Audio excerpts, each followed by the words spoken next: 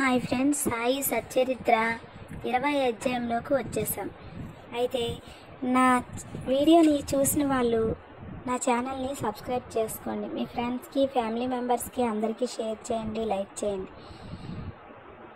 Videos ఎక్కువ లెంగ్తీగా కాకుండా చిన్నవి ఒక 2 నిమిషాలు 3 నిమిషాల వీడియోస్ పెడుతున్నాను కాబట్టి అందరూ కంపల్సరీ వీడియోస్ చూడండి. సాయి సచ్చరిత్రని, సాయి లీలల్ని తెలుసుకోండి. Thank you friends. అయితే ఇప్పుడు 20 అధ్యాయంలోకి వెళ్ళిపోదాం. ఈ అధ్యాయంలో ఈశావాస్యోపనిషత్తు సద్గురువే బోధించుటకు యోగ్యత సమర్థత గలవారు, కాకా యొక్క పనిపిల్ల, విశిష్టమైన బోధనా విధానం మొదలగు వారి విషయం గురించి చెప్పుకుందాం. ఈ అధ్యాయంలో దాసగణకు కలిగిన ఒక సమస్యను కాకా సాహెబ్ ఇంటిలోని పనిపిల్ల ఎలా పరిష్కరించిందో హేమత్ పంత్ చెప్పారు. మౌలికంగా సాయి నిరాకారుడు, భక్తుల కొరకు ఆకారం ధరించారు.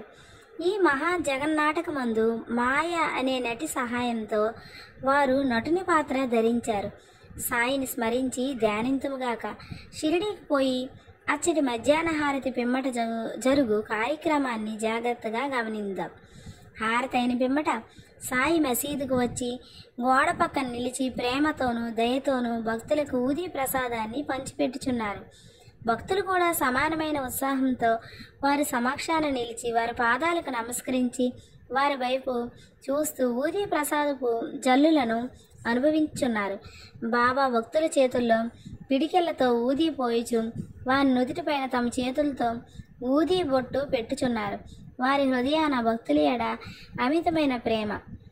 బాబా భక్తులని ఈ క్రింది విధంగా పలుకుచున్నారు. అన్న, మధ్యాహ్న భోజనానికి పొమ్ము. బాబా, నీ బసకు పో. బాపు, భోజనం చేయము. ఈ విధంగా ప్రతి భక్తుని పలకరించి ఇంటికి సాగనంపుచున్నారు.